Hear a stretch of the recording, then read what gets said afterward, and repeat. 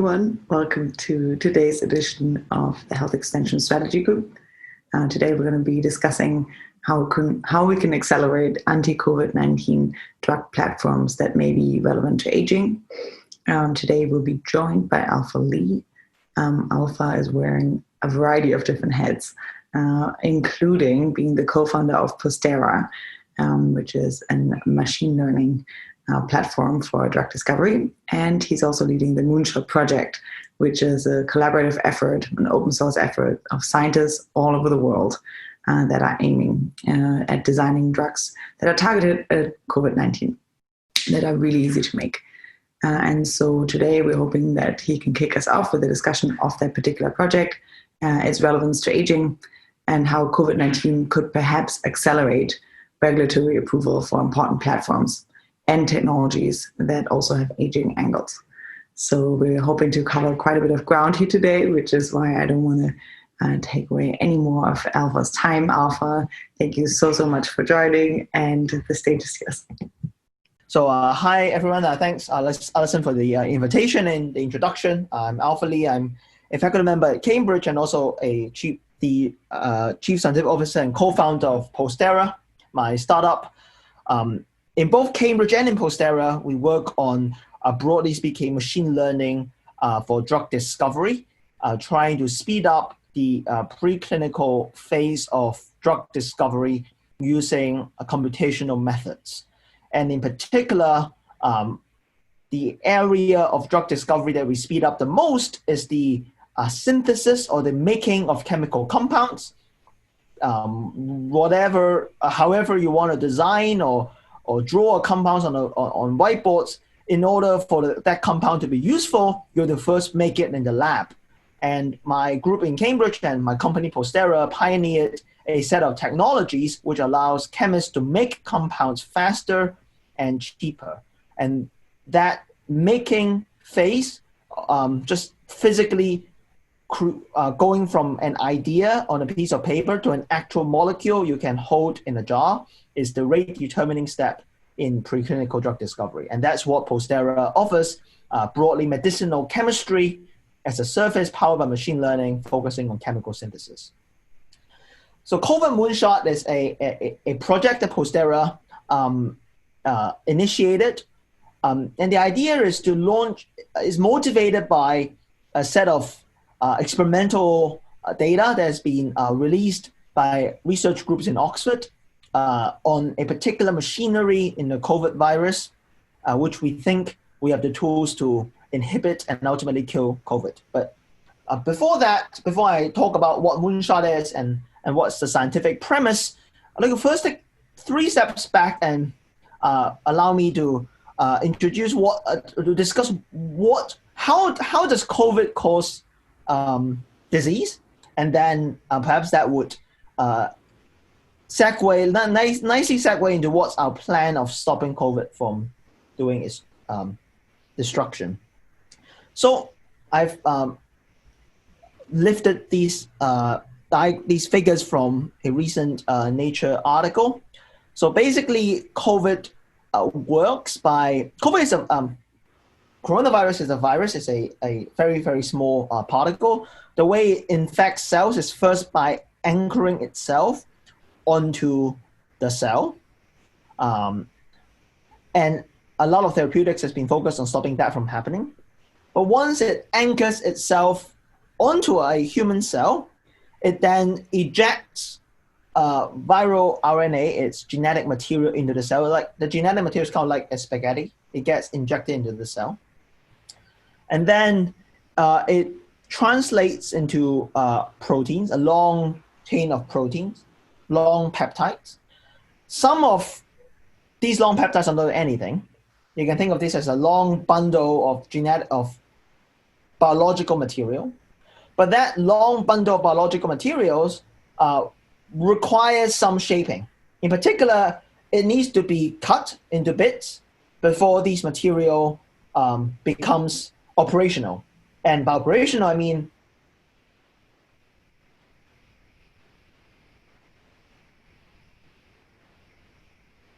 that's too bad. It's frozen for everyone else. You can seem to have frozen. Yeah. At first I thought it was baby me, but you can still see me, correct?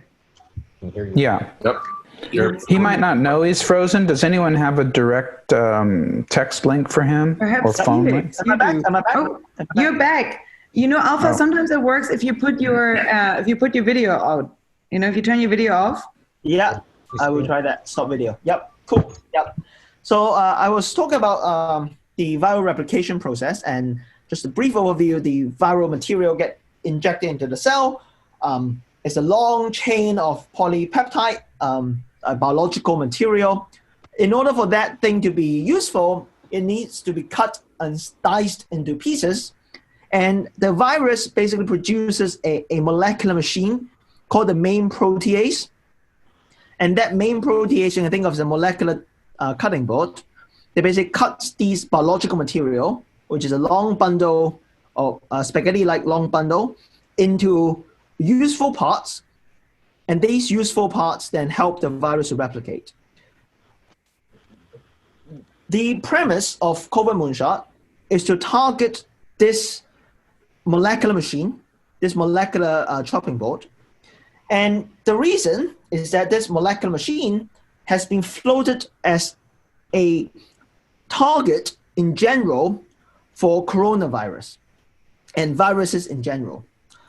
Even back in 2003, during the first wave of SARS, there has been a lot of work on trying to target this molecular machinery. And there's been a lot of studies in the past decade showing that if you can stop this molecular machine from working, that the virus should not be able to replicate. So that's like a good thing to target.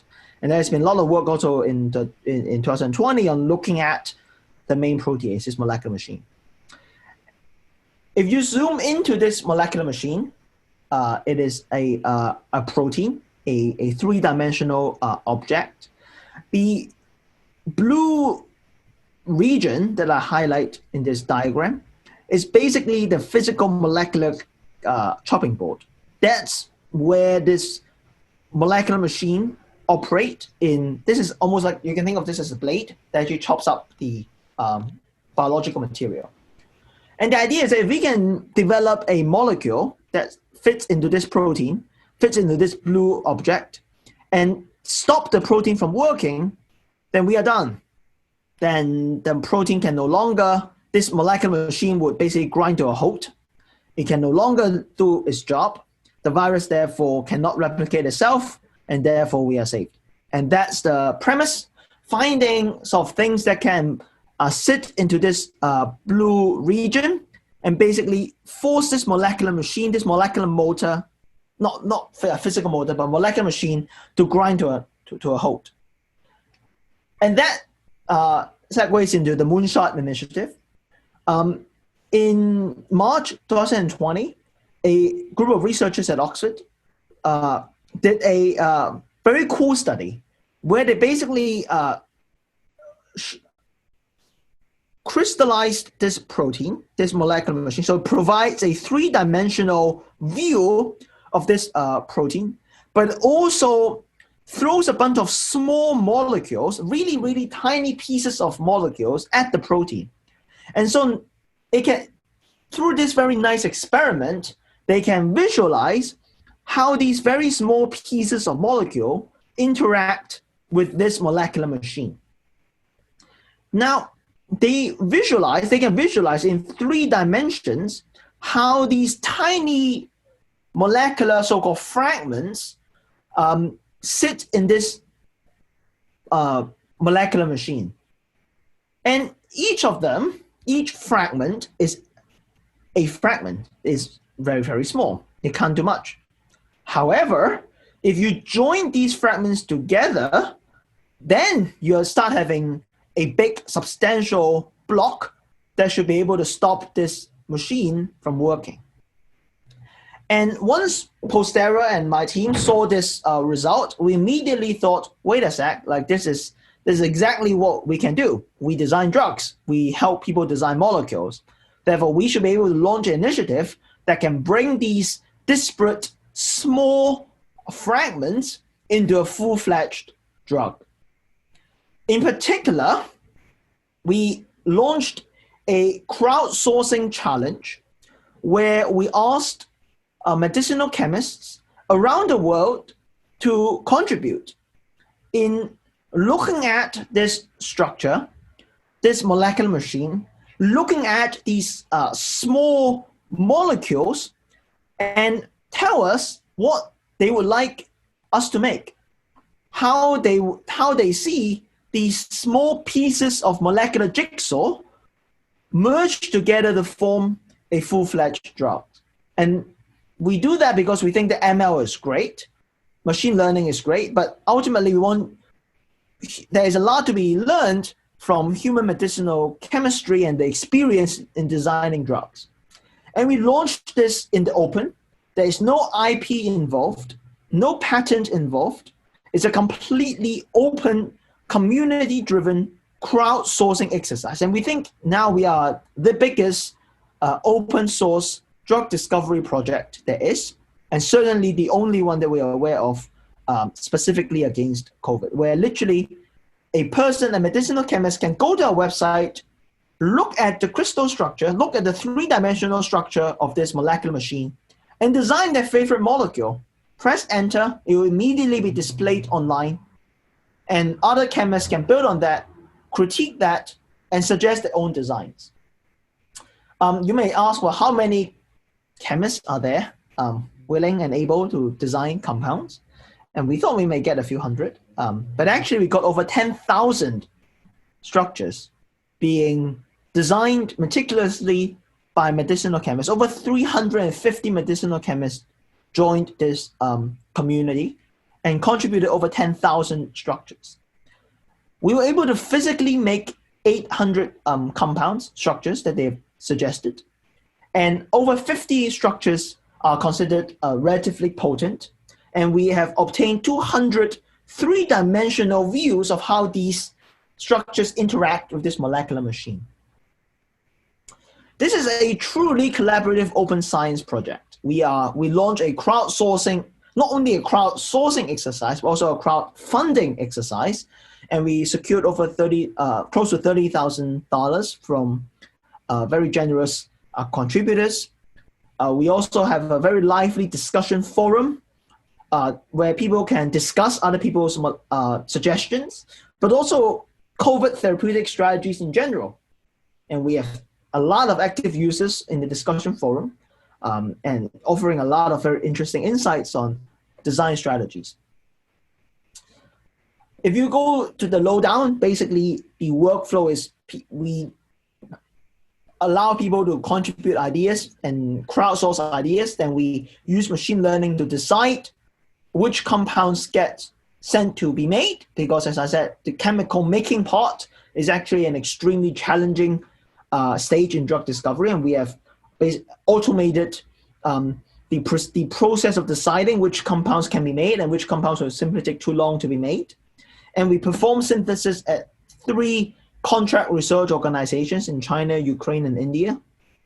Then these compounds get shipped to Oxford, UK, and Weizmann Institute in Israel for biochemical to test whether it's actually active against the molecular machine, and how does it work against the molecular machine. So X-ray crystallography is this technical term that stands for basically having a three-dimensional view of what this molecule is doing. And then the results are released immediately back to the community for another round of crowdsourcing. And that cycle runs like clockwork 24/7, allowing us to make over 800 compounds in less than 4 months. If this is a biotech, this will be almost working at record speed. You may say, well, it's all great on paper. Does it actually work in practice? Do we actually get some real science done? And the answer is gratifyingly yes. This is a visualization of a 3-dimensional view of what we have done. We took the crowd, basically looked at 3-dimensional view of how a molecule sits in this molecular machine. The groove that you see is the molecular chopping board, basically. And this molecule, which is shown in cyan in blue, is an object that very effectively stops the chopping board from working. It sits in the chopping board but does nothing. It doesn't get degraded by the chopping board. It just sits there and does nothing. Therefore, the molecular machine is invalidated, and the virus can do nothing other than die, which is great. And we also shows how the crowd basically looked at this molecule on the left and realized that, hey, like, you can actually fill more space and therefore occupy more of the molecular machine and stop the machine from working. And it shows multiple cycles of iterative design. You can get better and better and better at stopping the molecular machine from working. And our best structure here not only works in the lab in stopping this machine from working, but we have recently shown that it also stops the virus from working in a Petri dish. And for those who are not in the not familiar with biochemistry, these numbers means that you need a relatively small amount of these molecules to cause the virus from dying. And that's the figure on the far right, basically showing that you need only small amount of these molecules to cause the virus from dying. And that and obviously the lower the concentration required to kill the virus, the better the compound is if it is not toxic to humans. And we also show that it's actually not toxic to humans. And now we're at a stage where we are close to the state of the art in general for coronaviruses. For this specific class of compounds, so-called small molecules inhibitors against coronavirus in general, we are close to the state of the art. But the state of the art has several biochemical and medical issues that we think will pose development risk down the line, which our molecule doesn't have. And therefore, we are very emboldened by the process so far. So how does computational methods help? For those who are interested, computational methods help by quickly going through 10,000 compounds quickly, triage them, and allowing us to rapidly iterate which compounds can be made quick and which compounds can't. And that means we can cycle a lot more compounds and therefore converge onto promising compounds very quickly. It is also integrated into the whole chemical supply chain so that we are able to spot that you can actually buy relatively complex compounds off the shelf, and therefore making complex compounds becomes easy because it's like standing on the shoulders of giants. That you can just buy something that people have made before rather than making it from scratch. And so rather than having a 5-step synthesis, you can do a 1-step synthesis to make a compound. And we are integrated into the supply chain. So our algorithm goes to different molecule stores, and it looks at which compounds are available, which compounds are not available. And by doing that, we're able to rapidly decide which compounds can be made quick and which compounds can't. So that's the sort of technical lowdown. I would leave this slide as my last slide so that we can open up for discussion. I think Covid Moonshot is I think, an interesting glimpse into open science as a way forward for not only COVID, but infectious diseases in general. Because I think if we look at antibiotics and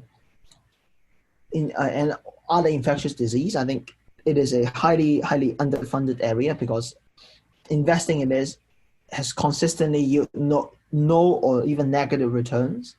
So maybe opening it up would be a way to ameliorate this market failure.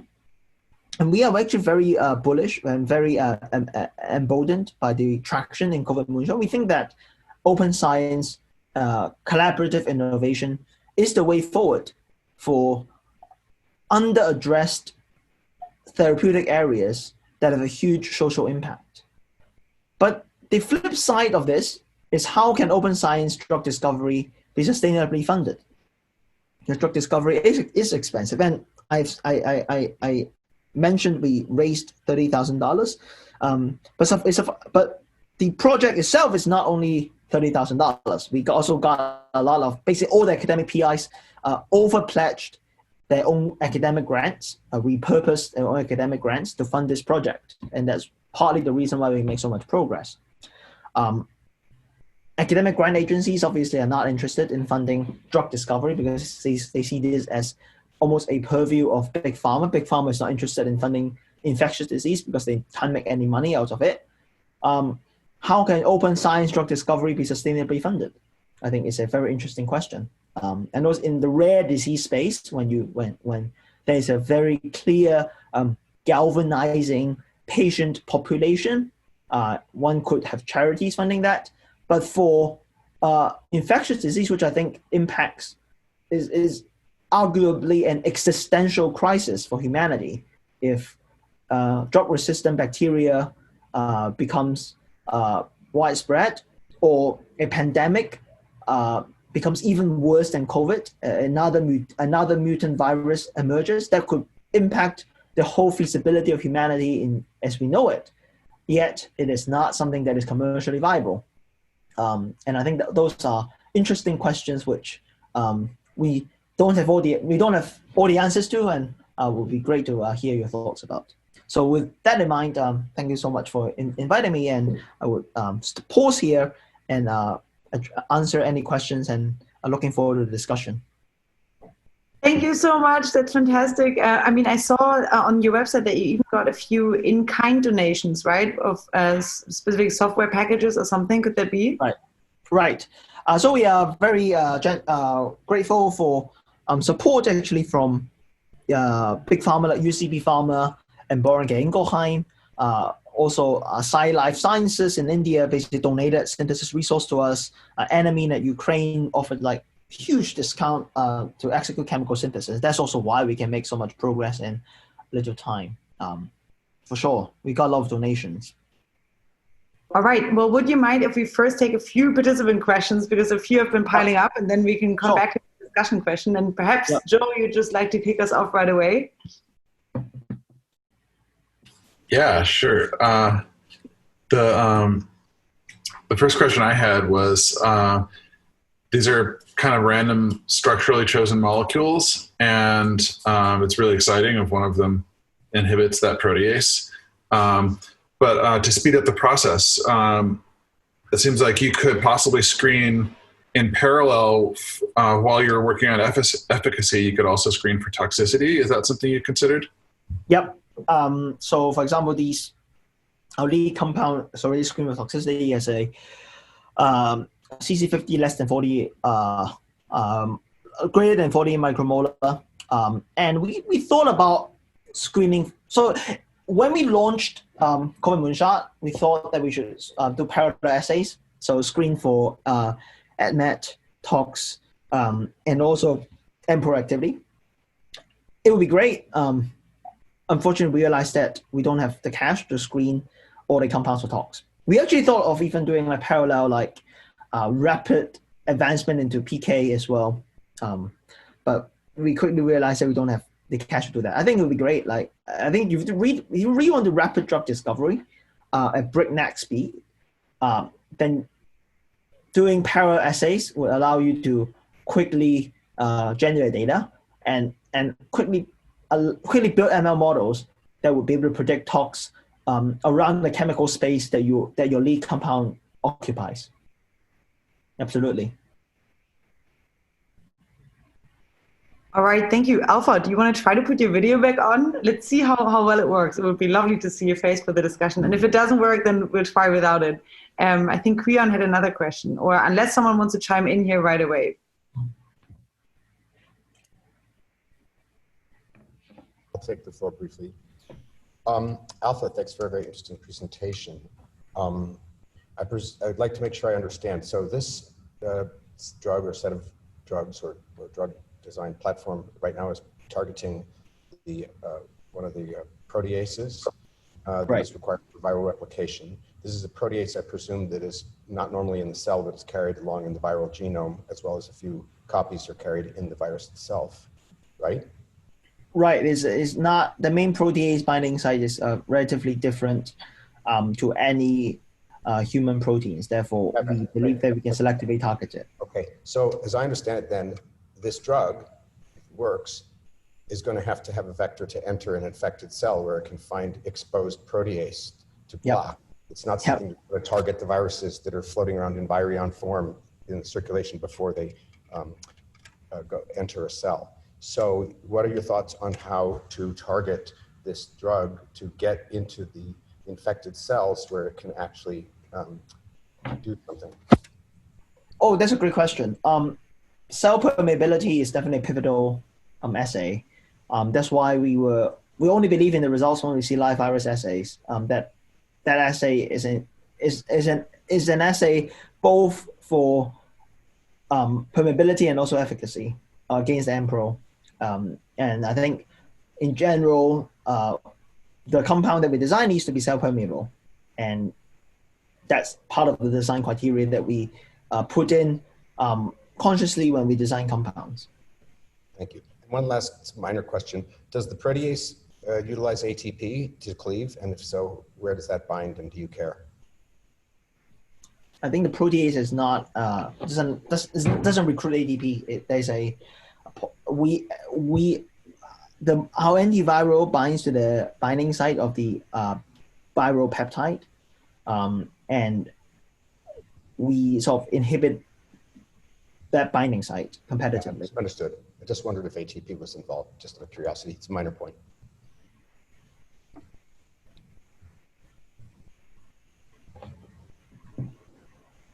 Okay, you're good?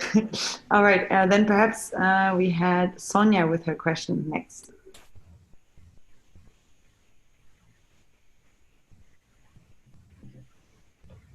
Okay, thanks. I unmuted myself, but I didn't start my video, sorry. So yeah, I'm just wondering how you, you said that once you go through this process that the virus would just die, but how do you know it's dead? I mean, maybe you're stopping it from cutting itself up and replicating, but couldn't it just sit there until some opportunity comes by for it to put its machinery back together? Well, I think we require the host patient immune system to clear the virus ultimately, and this eventual drug is there to sort of suppress viral load to a low level, and then hope that the host immune system will clear it. That's how I would see therapeutic. I'm not a medic, so the physiology of infection, we do not have. I don't believe we have full picture on yet for COVID-19, the whole physiology of infection, and how, in part because there's no direct acting antiviral for SARS-CoV except remdesivir being one. So I think collecting data on when are these antivirals being administered optimally is still a very interesting question. Got it. Thanks. All right. Thank you. And next one up, we have Carl. So I want to ask the question that I wanted to ask, but as a follow-up to Sonia's question, I mean, is there any, so first off, as a follow-up to Sonia's question, is there any evidence that, Sonia was alluding to the viruses that can lay dormant for years and then reemerge. Is there any evidence that SARS-1 or MERS, any of the other coronaviruses do that lay dormant thing? I haven't heard about that, but I'm not that I'm aware of. Not that I'm aware. All right. So my question is about, since the therapeutic is targeting replication, most people recover from the virus fine without medical intervention. And one of the big problems with this particular virus is that at a certain point in progression, for those that do get serious enough to have bad consequences, you get certain downstream pathologies such as cytokine storm, which it's not clear to me that preventing viral replication once those downstream pathologies start is actually good enough to prevent serious damage or death. So what is the therapeutic window, right? Assuming that you're not going to give this to everybody prophylactically, there's a certain amount of time that has to pass during which the virus is replicating before it can be judged that they have a serious enough case that they need medical intervention. at that point, how long of a therapeutic window does one have before cytokine storm and other downstream pathologies hit, possibly making targeting a viral replication not a good enough therapeutic? Yeah, that's a great question. So our target product profile is an oral drug that can be taken prophylactically for high-risk population, or for patients with mild symptoms, which means that we are targeting something that we're trying to design a drug delivery that is a pill rather than something IV, and with low toxicity, because it's just like Tamiflu. Some would suggest taking it for high risk individuals, like healthcare professionals might take it as a preventative measure. We envisage this to be a similar target product profile. So tox is an important issue for us as oral bioavailability. And you're right, like after cytokine storm emerges in this late stage severe disease, viral replication is not a determinative factor at that point. So given that you want to take it as early as possible, which means possibly dosing a lot of people who wouldn't otherwise need it just in case. So was one of the design criteria scalability of manufacturing? Yes, exactly.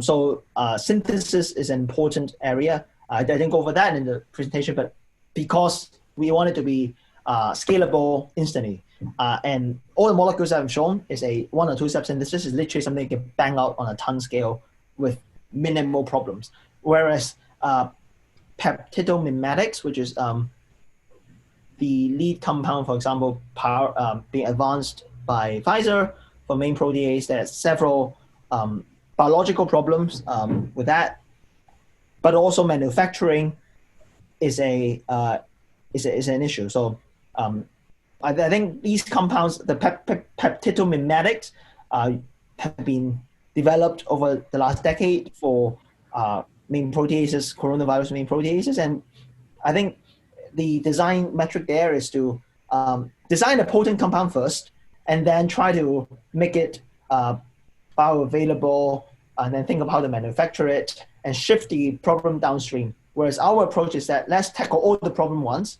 at upstream, and design a really small molecule that's easy to make. And if we can get to potency and if we can get to efficacy, then we know that this compound is likely to be manufacturable. Carl, are you happy with that? Yeah, good. Then Matthew had another question, and then I would suggest afterwards we'll move on to Alpha's discussion point that he closed with, perhaps expanded by Carl's suggestion that he just made in the chat. So perhaps people could take a look, and maybe we can make that offline as we did last time. That worked quite well. But before that, we have Matthew with his last question. That's also a reminder to everyone else, if you do have another question to specific points that Alpha made, now is a really good time. See, Alison, I think you're talking about me. I jumped in a little late there because I'm technically double dipping in 2 meetings, but I just had a really quick question for Alpha about whether this high throughput screening approach could consider sort of hydration effects on the molecular dynamics. For example, they're supposed to have even small sort of stochastic molecular motions can affect the sort of efficacy of these small drug molecules. That this sort of high throughput approach could incorporate at a reasonably low cost, or would it be quite complex? You mean molecular dynamics, computation of binding affinities of these small molecules? So essentially just the very small sort of stochastic molecular motions that the molecules will have upon binding interactions, whether that's something that could be taken into account during the screening process. So the screening process is experimental. So we determine exactly how strong the molecule binds to the receptor site using 2 different readout, one based on fluorescence, one based on mass spectrometry. So the fluctuations in this molecule is already accounted for through because ultimately the binding energy physically is entropy and enthalpy, and entropic term already accounts for fluctuation and disorder, both the molecule in solution in water, but also the molecule in the binding site. So that's already accounted for, I think. If you're talking about molecular dynamics simulations, so not experiments, but simulations, then yes, that's a huge problem.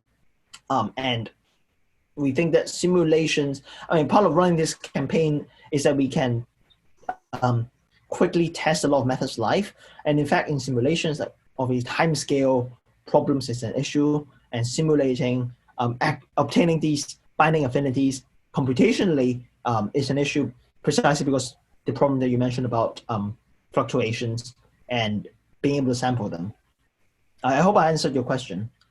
Yeah. I think that's probably the bit I missed out on in the beginning, is the heavy experimental side.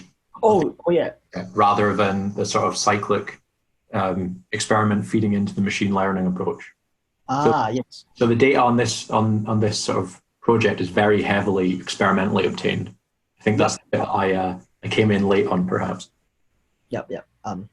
The cycle is the ML is there to drive the synthesis, so it decides which molecule can make cheap and quick. We then feed it immediately back to assays, because assays can be ran like super high throughput. Synthesis is still in bottleneck in terms of robotic synthesis, but testing can be done quickly. We have some ML models in the background trying to triage molecules, but mainly we try to iterate fast via making molecules judiciously. Okay, so the machine learning is to facilitate the synthetic approach to making the molecules, not the efficacy of the molecules themselves in any way.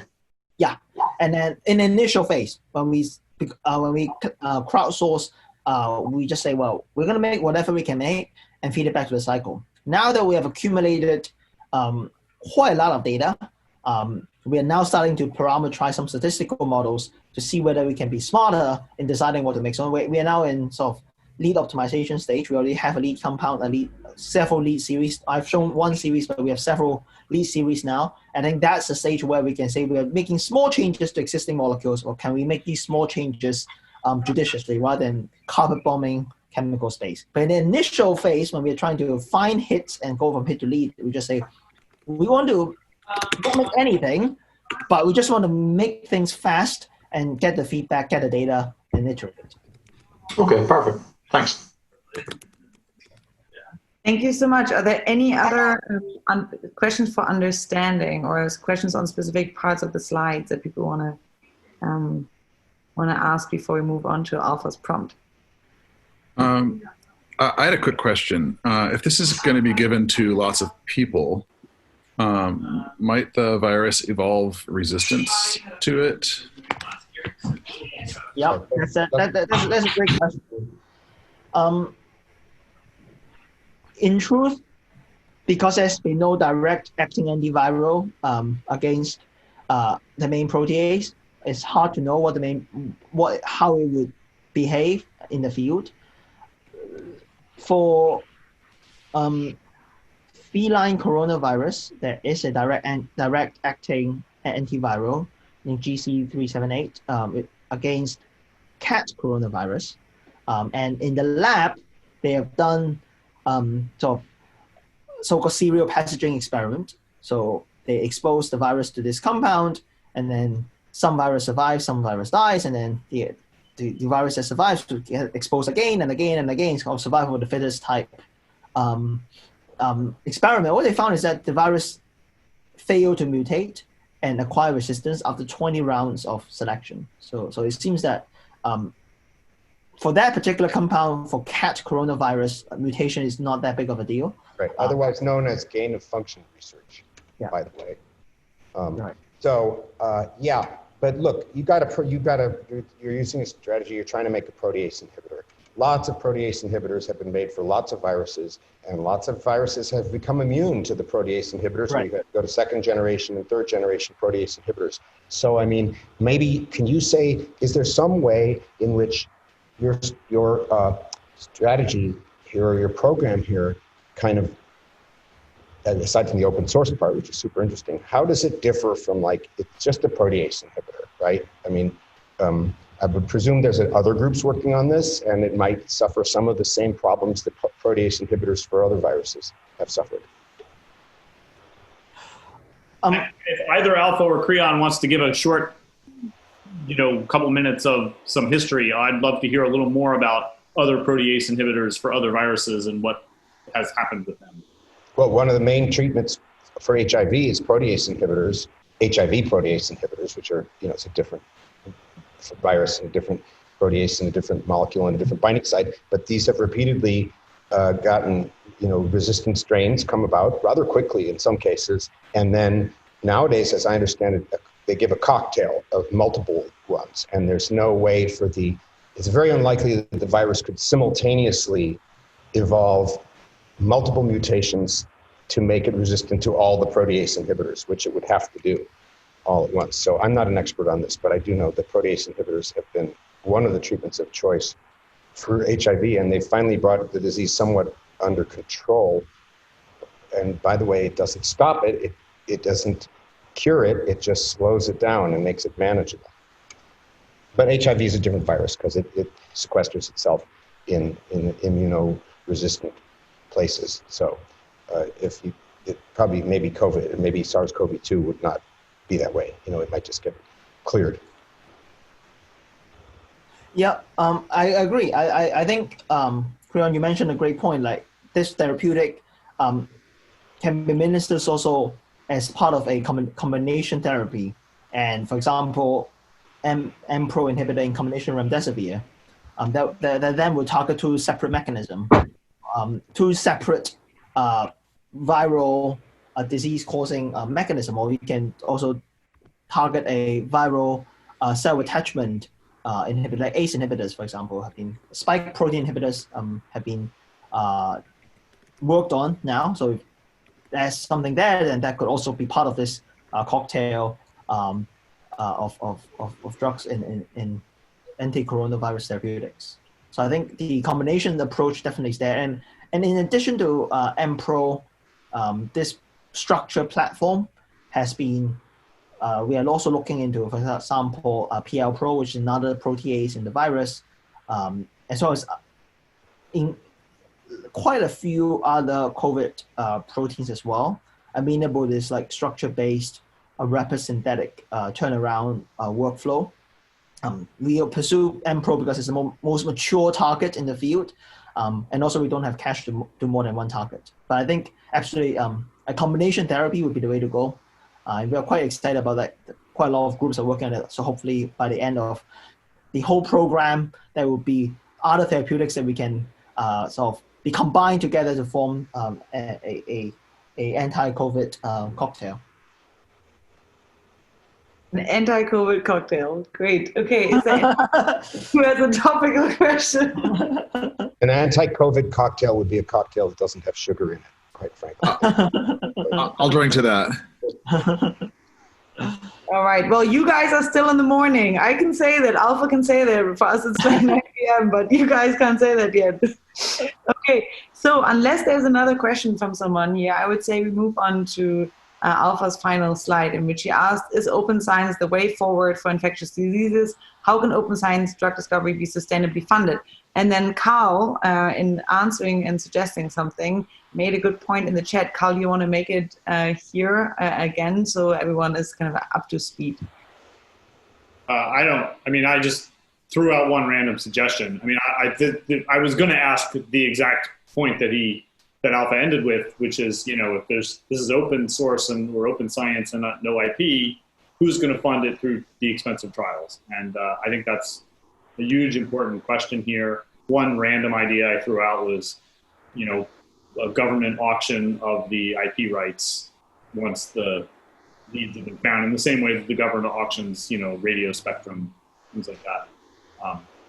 And some company has financial incentive to get it through, and also we make a little bit of money to fund the future open science efforts or something. How do you use the auction business? But there need to be other ideas. The governments do fund some trials, some of the remdesivir trials, I think, but there's just very little money coming that way. So the leads generated by the open effort would have to have very good evidence to get the government funding for the trial. Andrew, I saw you unmuted yourself there. That was an accident. Forgive me. I'm just listening in, trying to get a mood for what happens. This is not my area of expertise. I'm the economics of longevity, so I'm just trying to listen and learn. Right. Well, Alpha, could you maybe give a few background again of how you're funding it at the moment? Because currently I'm seeing you have a GoFundMe, right, on the Postera AI COVID page. Is that going well? Because it's like I think you're trying to raise $2 million. Is that correct? Right.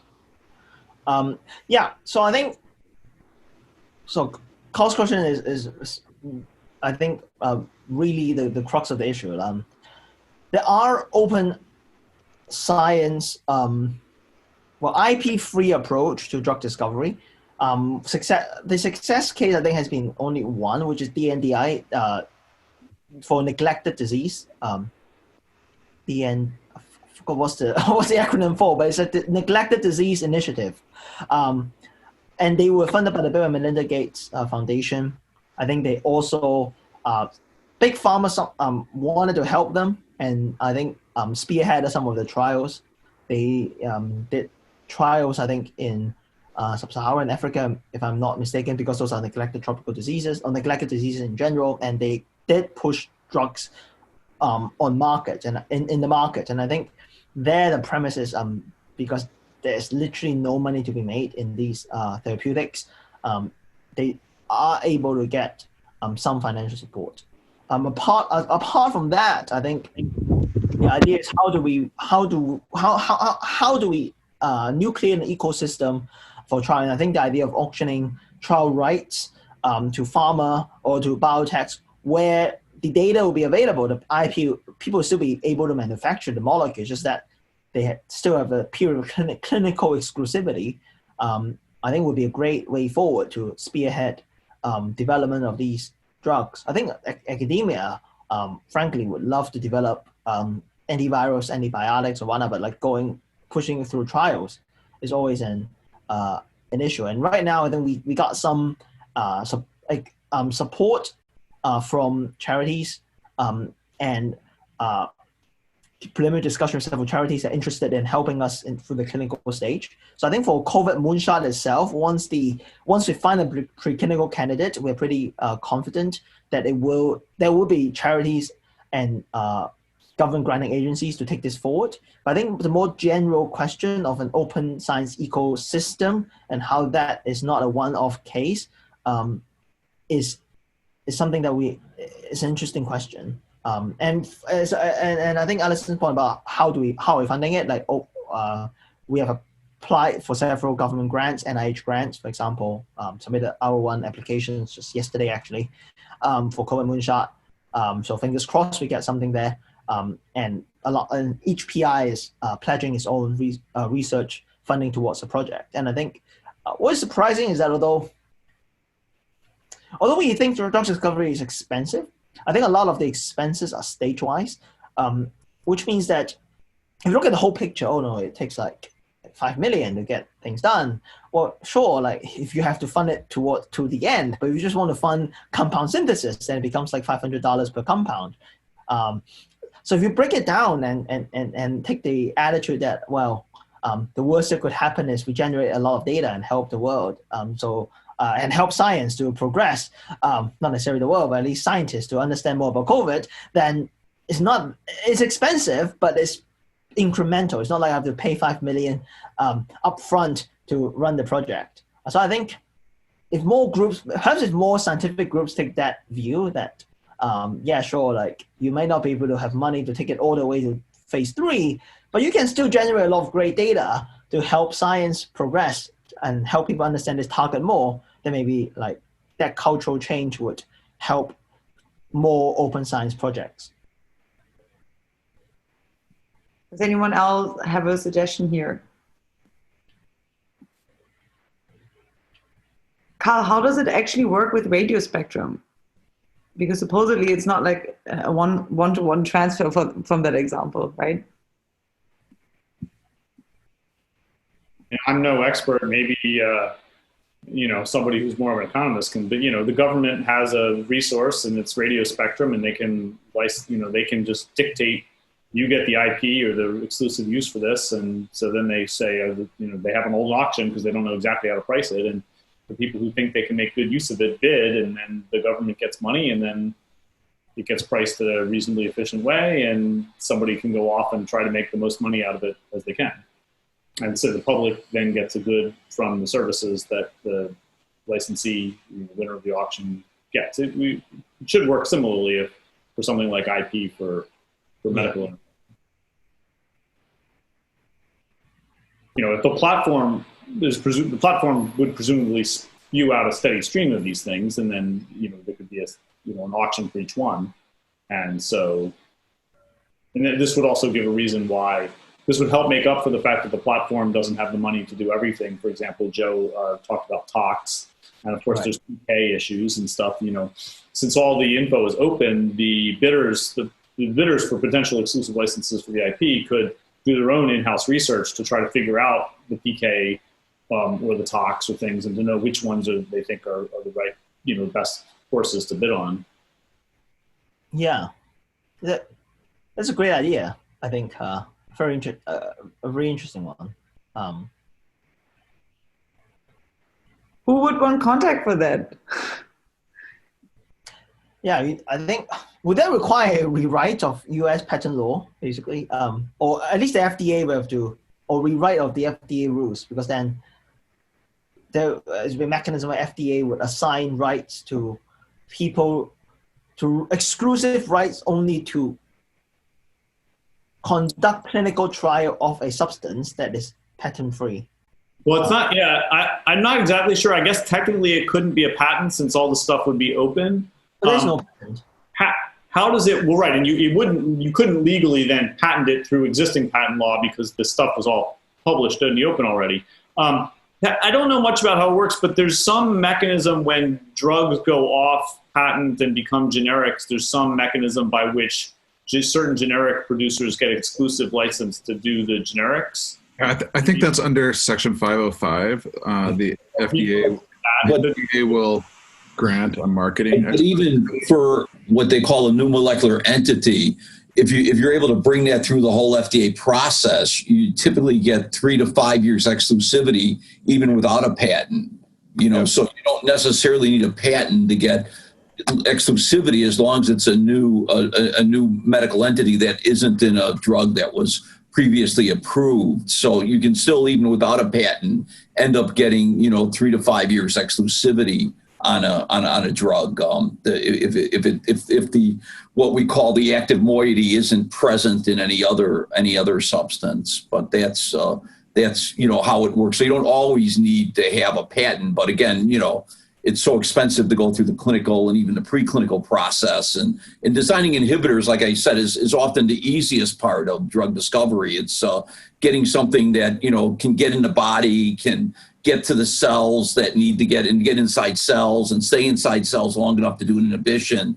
That's the real hard part of drug discovery oftentimes. And, designing inhibitors is sometimes, and again, when you have an inhibitor too, it's got to be typically in the low nanomolar range. And most of these were in the micromolar. They're what you call maybe hits. And then you have to do medicinal chemistry to kind of refine the hits so that you get something in the low nanometer or even below nanometer range to, the nanomolar range to actually be a sort of a viable candidate. Right. Completely echo your comments. I think the hit part is the easy part, and the optimization part is often the expensive part even in the preclinical stage. And right now we have one sort of nanomolar, like 700 nanomolar inhibitor, but we're I saw that. Yeah, low nanomolar range. But what is important is that it seems that we are not experiencing a significant drop-off for M-Pro biochemical activity and live virus assays. That has been the case for some M-Pro inhibitors, for example, for SARS-CoV-1, where the M-Pro biochemical assay would be 5 nanomolar, but then the cell assay, the viral assay will be 5 micromolar. So we're not seeing these like horror stories. So it seems that the activity somewhat translates. That means permeability. Yeah, you have to look at transporters and all that stuff that gets stuff into the cell, and whether there's transporters that are pumping it out, which frequently happens. I mean, there's things, like ritonavir really opened up. It was a protease inhibitor, but more importantly, it was an inhibitor of a lot of the transporters and of the CYP enzymes too. You have to, again, I mean, a lot of this stuff is doing CYP profiling, transporter profiling. A lot of that stuff can be done preclinically, relatively inexpensive. And that's what you do to really determine if the drug is viable to, before you even start animal studies, because animal studies will cost you a couple $1 million. And, and then that's the problem, is how to get the cost of drug discovery down. And it's, there's a lot of, even before you get to clinical trials. I mean, that's what's really tough. Yeah. Absolutely. Just going back to the auction stuff, by the way, sorry, it's Andrews, you made an appeal for an economist. The bandwidth spectrum, of course, is controlled by the government, and so it's sort of infinite supply. I'm not sure that quite carries over in this context. But there is a literature about, rather than patents, you kind of auction off the recipe, which I guess this is an early stage version of doing that. And there's some talk that actually increases the rate of innovation if you do that.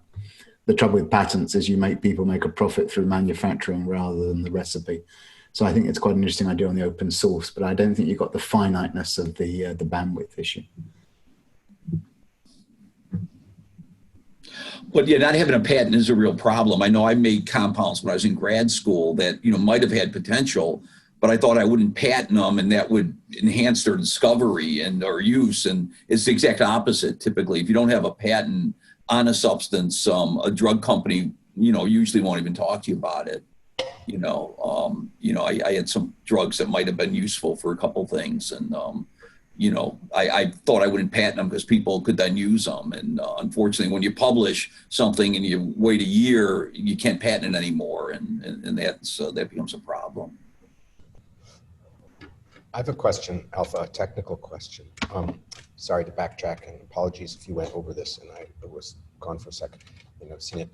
How do you envision this drug actually being administered, and to whom? Do you envision it as a prophylactic treatment in high-risk individuals? So you'd get it all in there before the virus starts replicating, and as soon as the virus starts replicating, this thing goes and springs into action? Or do you imagine this being given to individuals only after they infected, in which case it seems like possibly too little too late? High-risk individuals prophylactically, and also mild to moderate disease, mild to moderate pathology. So that's definitely not for seriously, gravely ill patients, because at that point, the mechanism, viral replication is no longer their biggest concern. Right. Okay, well, fair enough. And follow-up question, I mean, if this thing works, isn't it just one step away from a cure for the common cold? I have not looked into the common cold. Well, a cure for the how similar is that from the main protease of COVID-19? So I don't know the answer to that. Depends which virus family, but there's a lot of coronaviruses, and I wonder if this was free of side effects, people might just want to take it during cold season. But how similar are the? I have no idea. That's something you could easily find out, though. There's many coronavirus sequences in the databases, and it would be a rather interesting side project for you or one of your students to see what is this protease inhibitor that you've come up with. What is its predicted binding affinity for other coronaviruses? Fair enough. Yeah. Yeah, Alpha, another side project for you.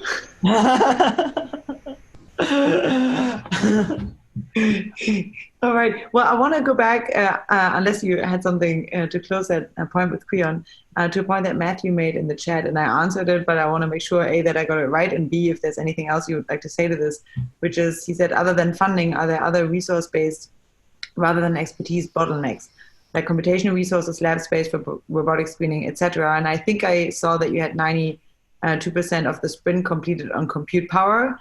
And I think that brings me back to the kind of like question that I had earlier. Like, of course, the IP is definitely an issue, but how easy was it for you to get in-kind donations, to get people to actually immediately contribute resources? And do you think that there's an angle for that in which one could make that a more sustainable ecosystem, where that sharing already got you to some part of the way, at least in making progress in the first place?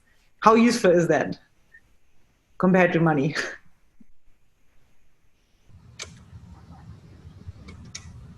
So I think in terms of resources, there are different levels of ease in obtaining resources. I think the most readily available resource is compute resource, both via consortiums like Folding at Home, which would basically allow people to donate spare compute time on their personal computers, to even HPC consortia hosted by big tech companies like Amazon, I think Microsoft, Google. They're all donating resources, compute resources. Unfortunately, computational chemistry, although is incredibly sophisticated and is getting better and better, is definitely not a substitute to experiments. In fact, it can get you to, it can de-risk ideas, but it's not so predictive that you can just say, I'm going to screen for that one compound, design this one perfect compound, buy and bang, it would be an anti-COVID drug. It's definitely far, far, far away from that. What is harder to get, though, is chemical supplies or synthesis effort. We have been very fortunate and very grateful for one CRO, Sci Life Sciences, which basically offered us in-kind donation of synthesis resources. But in general, obtaining these is hard. And biochemical assays, some is done in academia, but they do have a fixed overhead. We are basically doing assays without cost, because some of our universities, Weizmann Institute, for example, and Oxford, is doing a lot of work by repurposing the existing efforts. But I think, yeah, in-kind donation is a great idea, but trying to, so that's why money, I think, is this nice currency which allows us to invest in different channels. Whereas if you have one big chunk of donation, like through compute resource, although that's really, really useful, there's no resource to actually test the compute predictions. Yeah. Hi, if I was going to ask you too on that point, like there's been a couple, the only successful computational efforts that I'm aware of were like thrombin inhibitors, where you have a kind of a long recognition sequence in the substrate, where they've been able then to model it and get, and somewhat in HIV with sequanavir too. And then, some of the other modeling stuff with HIV has helped a little bit. But for the most part, there's been a lot of these efforts, and most of them, again, they might lead you to what you call a hit, but never to, a real clinical compound. Have you looked at the substrate specificity of these COVID proteases and then try to design off of that? Which is one another approach than just binding, to just look at what is it usually cleaving, and then try to design off of that, because sometimes that's more fruitful than just go with direct binding. I know, like UCSF at Kunitz's lab, they did a lot of docking, and I don't know if anything ever came of it. But there's been a lot of these efforts, and yeah.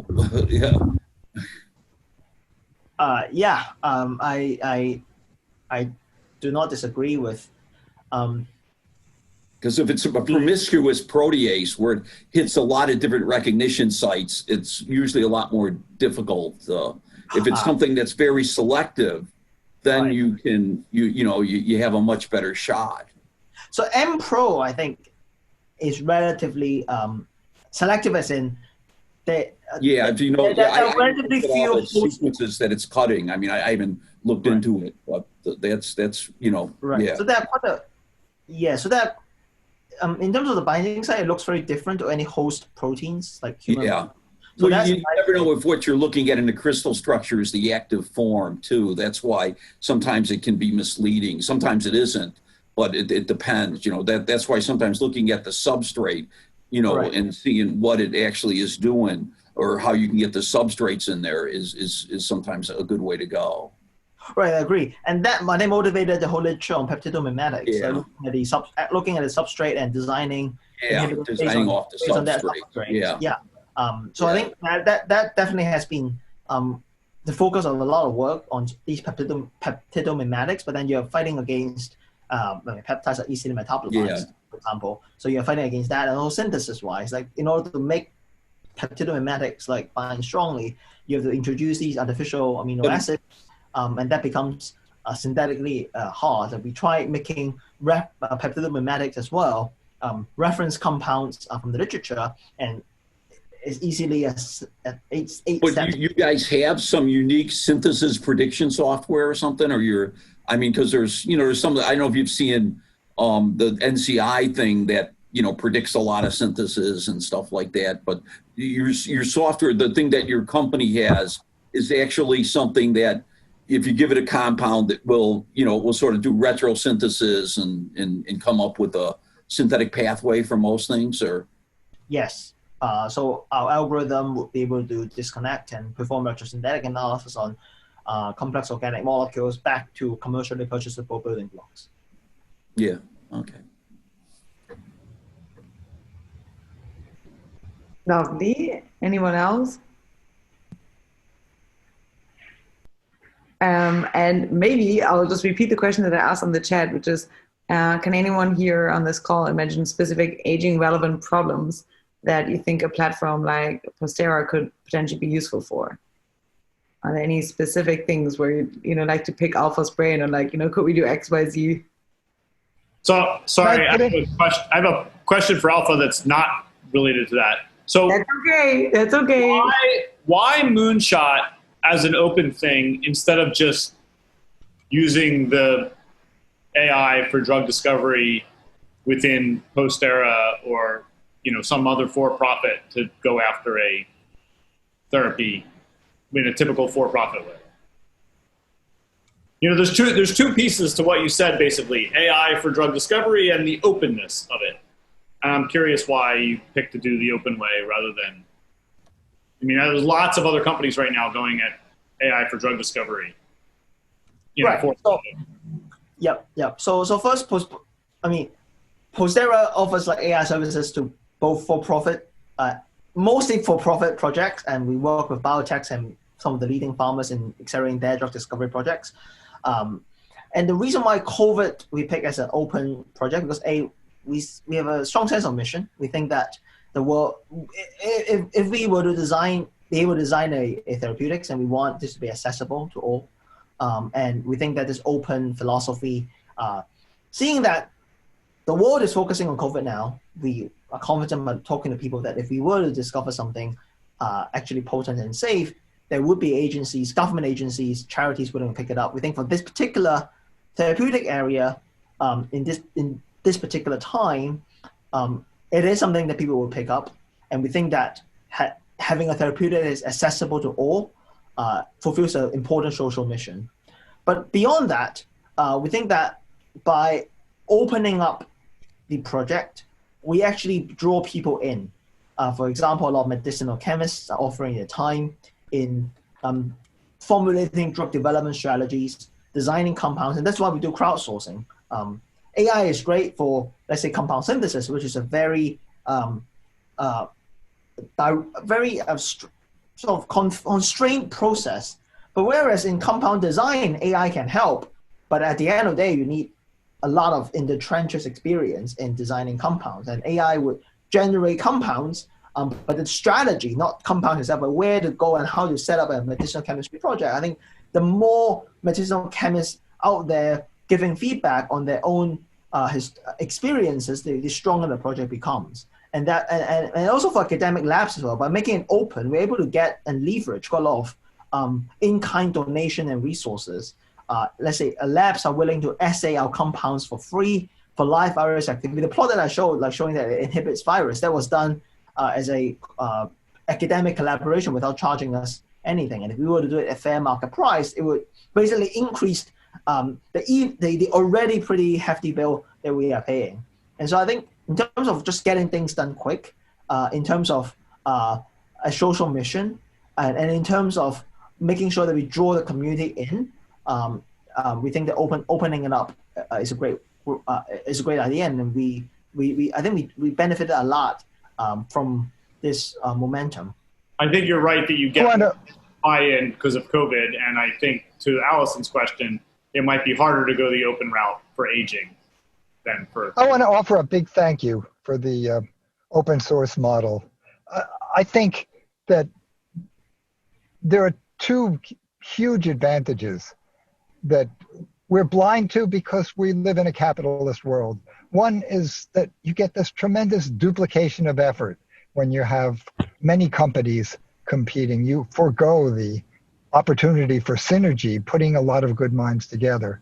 And the second, perhaps even more important, is that what's best for the corporate profit line is not always best for public health. To have people out there who are really thinking about public health and not just what can we make a profit from is enormously valuable. And I'm just very grateful that you're pursuing this model and going forth in this way. Thanks.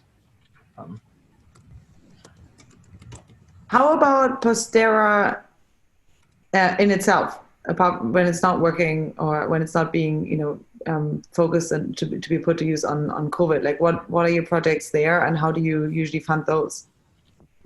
Also, we partner with biotechs to accelerate their drug discovery projects by offering sort of a machine learning platform in designing compounds, in synthesizing compounds, and we have partnerships with several biotechs and pharma. We are in the next week or two rolling out a new platform which allows biotechs to order compounds reliably, ordering compounds that have never been made before by basically using retrosynthetic tools to decide whether compounds are makeable, and then immediately ship their orders to a contract research lab to be made and shipped back to the biotech. So Postera is a for-profit company, and we work very closely with biotechs and pharma and pursue commercial drug discovery projects in partnership with them. What's kind of the bleeding edge right now of things that you can do? I think chemical synthesis, like predicting how molecules can be made, and the chemistry, I think that's very much doable, and that's what we have pushed the frontiers of academically and also commercially. I think predicting biological activity, like given the molecule, can I just say, it would be a strong binder against a particular protein, one shot. I think we're still quite far from that. And so I think the way I see it is we use models to de-risk a particular molecule, but we still need to make molecules and test them. And that's why synthesis is such an important part, like being able to make molecules fast.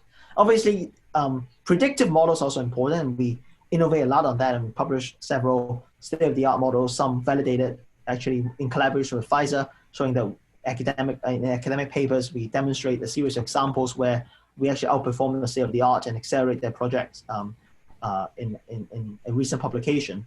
But I think that field of predicting which molecule will be the best is certainly going, but the impact of the if you think of a cycle time, the slowest step is still making molecules, and that's why we turn our ML efforts towards that while still innovating on the other areas of the design, make, and test cycle.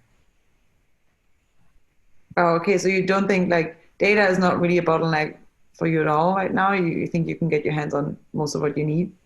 That's a good question. So for chemical synthesis, the data is like a century worth of organic chemistry, and it is a big data problem.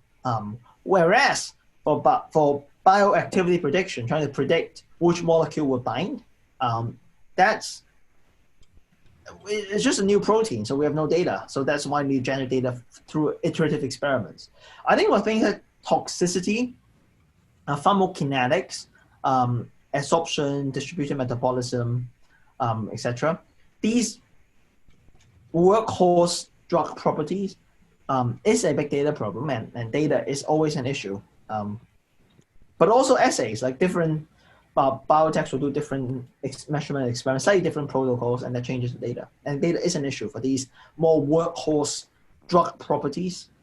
And obviously, a platform where people can share data will be immensely valuable to avoid duplication of effort, to accelerate the cycle for everyone involved.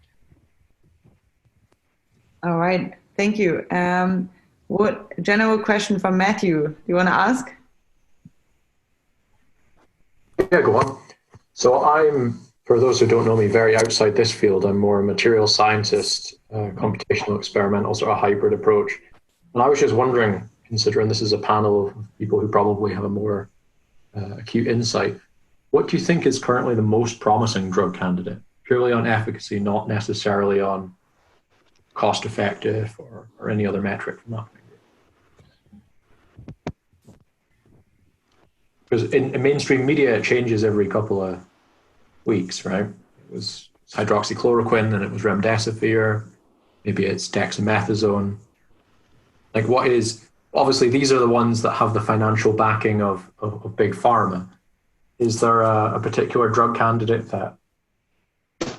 Well, I think a lot of it, what like Carl said before, is really to prevent disease progression and then one to hit it for disease progression. I mean, there's been stuff, some of it's in the literature. Famotidine, which is an H2 blocker, seems to be somewhat effective. There's a group in Wisconsin who combined it with Celebrex, and they had very good results in patients that were hospitalized. There's a math protocol. There's some of the intravenous vitamin C protocols that are out there. I think a lot of it is preventing, severe disease. I mean, one possible protocol would be, perhaps Celebrex, famotidine, and maybe an inhalation steroid or something that taking it early on might help. But there's always the trade-off between, you don't want to shut down the antiviral activity that the immune system does. And so it's just when to treat. And, I think there's treatments out there that will work or will work for most people. It's just getting them out there and trying them. And unfortunately, we don't have good health records. Like, they found out that asthma patients really don't get that sick off of this, which is kind of an untoward prediction. And is it because they're taking an inhalation steroid that's, knocking down the inflammatory response and things like that? But they're starting to understand more about the virus, and some patients that, if you've been exposed to coronavirus in the last year or so, maybe your immune system's primed and it's able to go into the right stuff. So I think those are I think there's therapies out there. It's just a matter of getting the data from patients. Unfortunately, we're not getting, it's hard to get good data from patients to really, if we had good electronic health records, we'd be able to tell what could work and what doesn't work.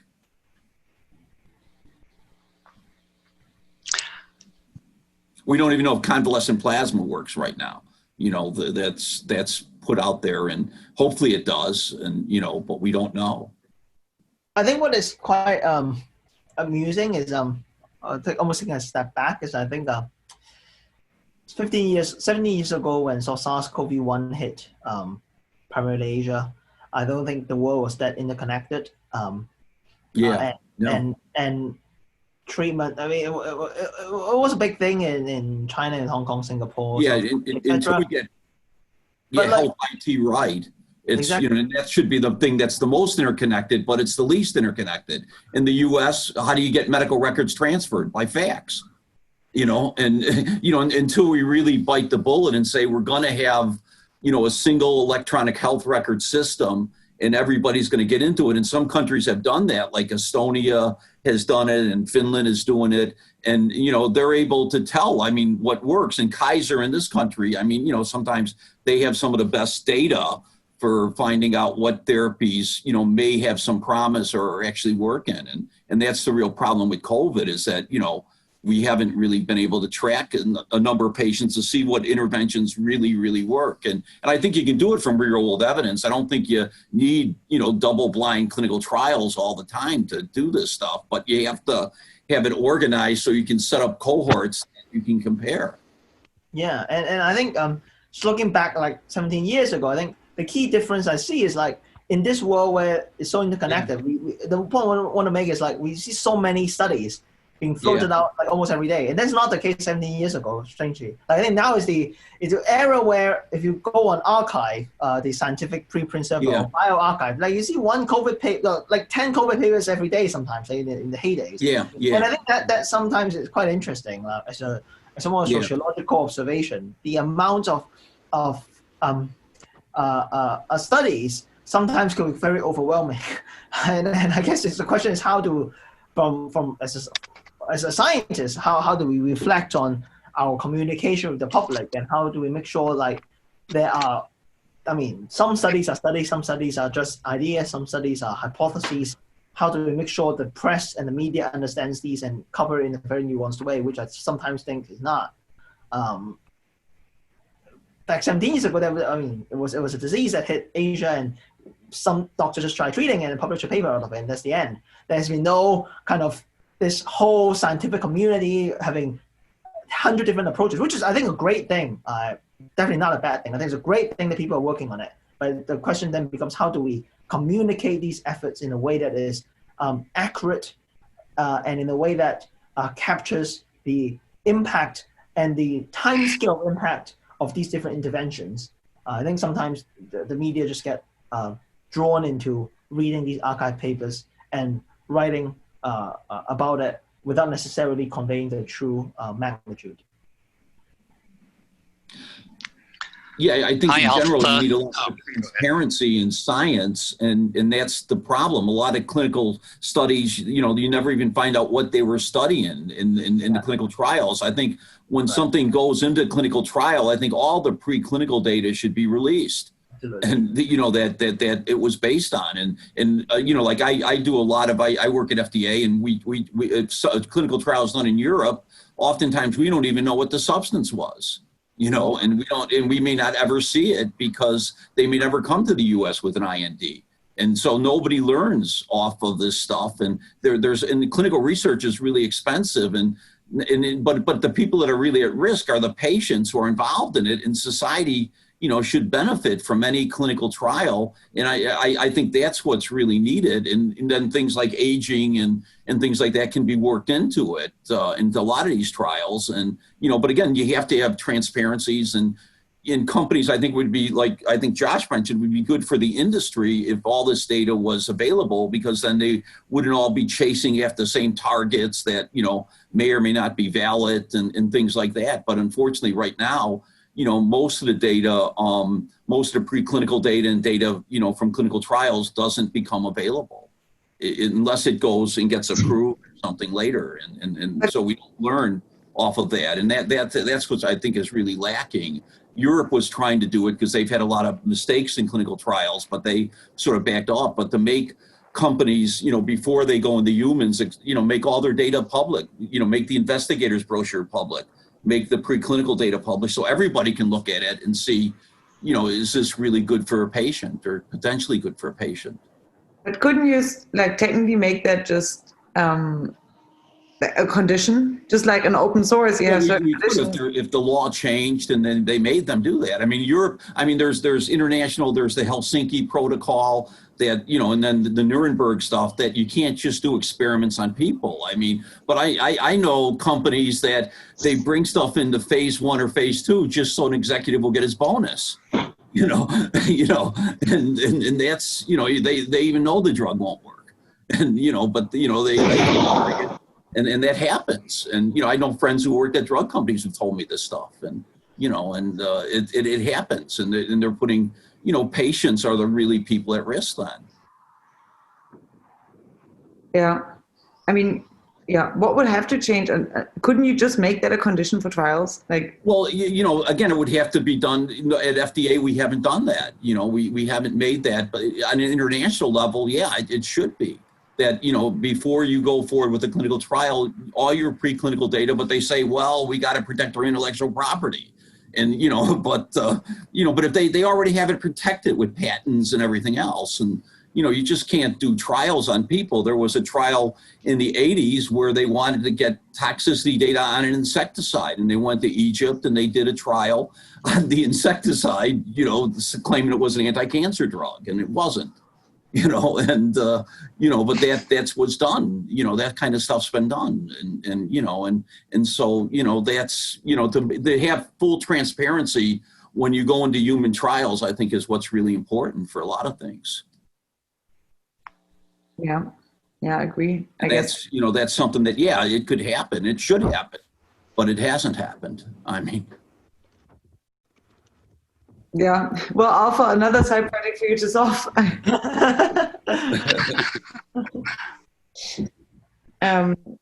No, I mean it's definitely a point well taken, and would require, I think, a pretty long effort, and perhaps even warrants another meeting of this on how one could get a lobbying effort or something like that off the ground. But John, you also had a question. Oh yeah, hi Alpha. This is John Ferber. I wondered whether your AI approach might be useful in developing a therapy that would prevent line 1 transposons from replicating and reinserting into DNA in the human cells as they age. I know they code for a couple of proteins, an endonuclease and a reverse transcriptase. And I wonder whether your approach could find a way to attack those two proteins that cause the line 1 transposons to replicate and tear up the human genome as we age. It's an interesting idea. I'm not familiar with this biological mechanism, but I think in general, our platform works for basically small molecule drug design, where as long as the target is specified and there is a good assay for that target, our platform is target agnostic and data driven. So I think that, I'm not sure about that particular mechanism, but I think in general the workflow is we get a target, we usually get preliminary data from, let's say, an HTS screen, and then the model would then suggest which compounds to screen next based on predicted potency, but importantly synthetic accessibility, and then that you screen that and iteratively improve in potency, and then you dial in the toxicity, absorption, distribution, metabolism as well to make it more and more drug-like. So I think it's a re-target agnostic technology. What would be the first steps in getting such a project started? Well, I think the first is identifying the target. Because I think the major risk in drug discovery is not actually the chemistry stage is expensive, but the risky stage I think is target identification. In particular, I think in an indication like aging, where the causal association. I mean, you can explore correlations, but doesn't necessarily mean causation. I think trying to identify the right biological target protein is important. For COVID-19, main protease is there's a body of literature, evidence, experimental studies showing that this is a causative reason why virus can replicate. Hitting it will stop it replicating, etc.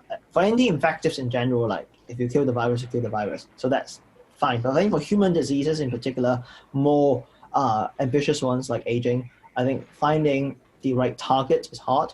Once you have the right target, you have an assay that can actually read out whether the molecule is hitting a target or not.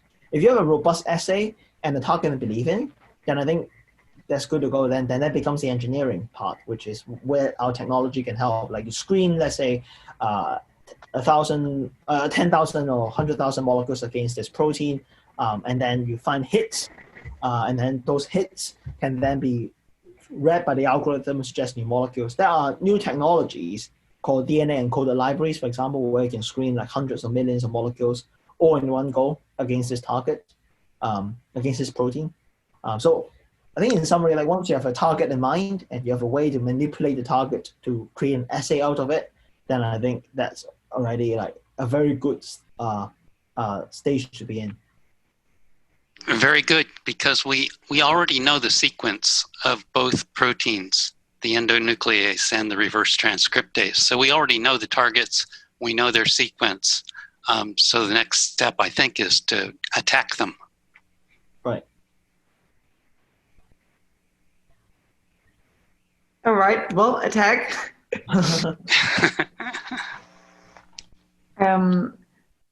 Thank you. John, do you want to follow up with Alpha, or Is that a request for him? Well, if he has the resources and the ability to make this happen, that would be great. Yeah, love to, but I'm not a lab biochemist or a chemical biologist. So a lot of what we do is to rely on partners who already has these assays, and we usually jump in. If you think of drug discovery, biology, chemistry, medicine, we are the chemistry stage, medicinal chemistry, where we jump in after the biologists and pharmacologists identify the target, build the assay system, and before the medics take it over and do clinical trials. And we think, and that's a conscious decision. We think that chemistry is a part where can be quite foreseeably turned from an artisanal task to an engineering process, and that's what our algorithm does. I mean, in terms of setting up assays and setting up these biological systems, protein readouts and stuff like that, that is a very interesting problem, but sadly, we don't have expertise in. Well, I think you said that you have 3 CROs in Israel and Ukraine and China that make your chemicals for you. Is that correct? And how do they get paid?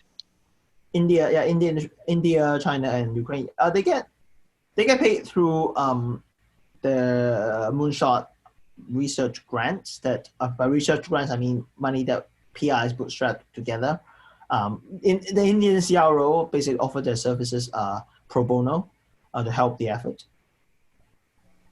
But the assays are done in academic groups. So the biological assays are done in Weizmann Institute and University of Oxford, and they have done a lot of work, heroic amount of work in developing these assays,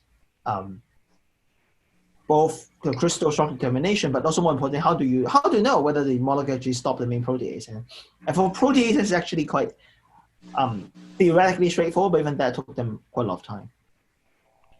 So do we have to round up some academic labs to do the studies and get some CROs to donate their products? Is that how we do it?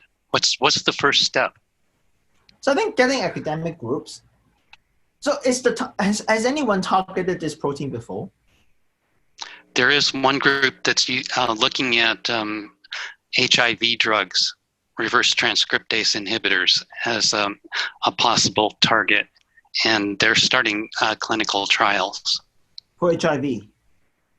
For this line 1 mutation related to aging. They're repurposing HIV drugs. Which group are you talking about, John?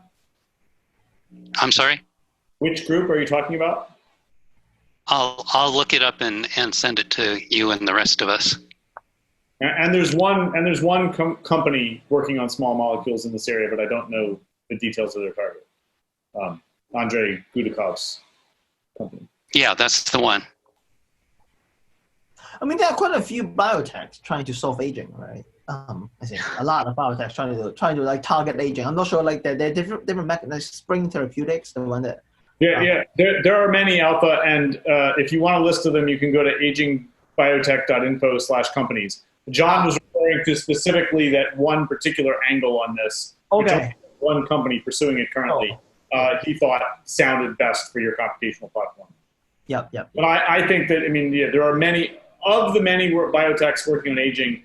A subset of them, maybe a third or so, are working on small molecule approaches specifically, and some subset of them, have a reasonable gap in their medicinal chemistry step that could be pursued here. And it's also notable that there are several AI for drug discovery companies, a portion of whose effort are specifically, attacking aging.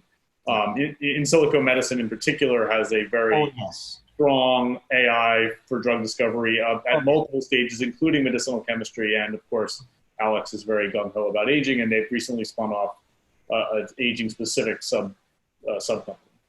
Yep. I think as Postera, we are very happy to help biotechs in their projects. So if you know of any biotechs that are working on aging problems with need some medicinal chemistry help, I think we are more than happy to talk to them. I think that's something that we know we can do very well. Chemical synthesis, molecular optimization, de-optimization, those are things that we have bespoke algorithms which allows us to basically accelerate the process by a large margin. All right. Well, hey, this is my time where I come in and say, first of all, thank you all for staying on so much longer this time. And second of all, for closing words, how can we help you? What would you need? How can this group potentially support you? You don't know everyone in this group yet, but you know a few of us, maybe a little bit. So is there anything in this, how this group could support you and your work? Yeah, I think for Postera, if you have any biotech companies that you know will require some medicinal chemistry powered by AI, or even more simply, like they are in a chemistry campaign and they want to engage CROs in a more reliable way, our platform will allow them to basically drive synthesis in a lot more efficient way, because we can predict routes that sometimes the CROs will not be able to predict. We know CROs inventory is better than themselves, because there are over like 13 billion chemical building blocks out there that you can buy, and it's not something the human brain can remember. And so we are able to find building blocks that they wouldn't be able to find and suggest like one-step route when they would suggest 5 steps.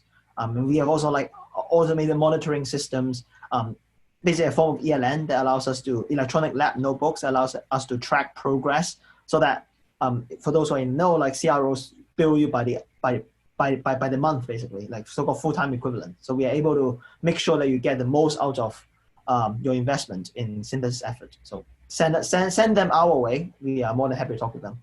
In terms of Covid Moonshot, it would be great if this group can spread the word, in particular connecting us to potential donors. I think right now we have, a lot of exciting progress that we can show, and quite a really promising momentum. And I think we would like to be connected to potential donors who will be able to further our impact. Covid Moonshot needs funding to push all the way to completion. We are operating on the assumption we get money, so we just like push as fast as we can, but we would love to have financial support so we can go further. We also have a pipeline of COVID targets as well, in addition to MPro, that we are parking to focus on this project. So I think we are in a position to have a comprehensive consortium against different parts of COVID, focusing a lot on MPro. So if you know of any philanthropists who would be interested in talking to us and supporting us, then we'll be very grateful for the intro. All right, lovely. Thank you so much. I'm posting again the link to Postera, specifically to Covid Moonshot. Thank you so much for joining. I'm also going to follow up with it in the follow-up email. Thank you everyone for staying on so long. For those who would like to continue chatting, I'm going to open up a breakout room, but not before thanking also Felix for making it happen. Alpha, this was really fantastic. I'm quite thrilled and impressed really at the website and how easy you make it for people to contribute, and also at the just really at the excitement of helping people and of doing this open source. Thank you so much for doing that. It's really inspiring. It's really inspiring to see you work on so many projects in such a gung-ho way. So thank you.